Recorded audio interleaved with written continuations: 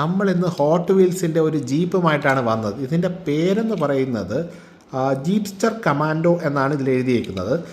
ഇവിടെയുള്ള മോഡലല്ല, ഒബ്വിയസ്ലി ജീപ്പാകുമ്പോൾ ഇവിടെ ഉള്ളതല്ലല്ലോ, കുറച്ച് പഴയ മോഡലായിട്ടാണ് എനിക്ക് ഫീൽ ചെയ്തത്. ഇത് 1967 എന്നാണ് ഇതിൽ അടിച്ചേക്കുന്നത്. ലൈസൻസ് കിട്ടിയ വർഷമായിരിക്കണം. Okay fine. എന്തായാലും ഇതാണ് നമ്മുടെ വണ്ടി. നല്ല ഗ്രൗണ്ട് ക്ലിയറൻസും വലിയ ടയർ, നല്ല അടിപൊളി അലോയ്സ്. ഈ ഒരു സൈസ് അലോയ്സ് ഹോട്ട് വീൽസ് ഞാൻ അങ്ങനെ കണ്ടിട്ടില്ല. പിന്നെ അതിൻ്റെ ഹൈലൈറ്റ് എന്ന് പറയുന്നത് പുറകിലൊരു ബൈക്കുണ്ട്.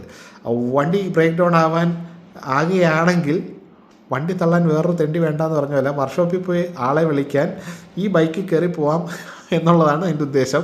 ചുമ്മാ പറഞ്ഞതാണ്. ഇത് നമ്മൾ ഈ പറഞ്ഞ ഇവൻസിനും കാര്യങ്ങളൊക്കെ പോകുമ്പോൾ ബൈക്ക് കൊണ്ടുപോകാൻ വേണ്ടിയിട്ട് അതിന് വേണ്ടിയിട്ടുള്ള സംഭവം പോലെയാണ്. ആ ബൈക്ക് ഇതിനകത്തുണ്ട്, പക്ഷേ ഡിറ്റാച്ചബിൾ ഒന്നും അല്ല കേട്ടോ, ഇത് ഫിക്സ്ഡ് ആണ് ബൈക്ക്.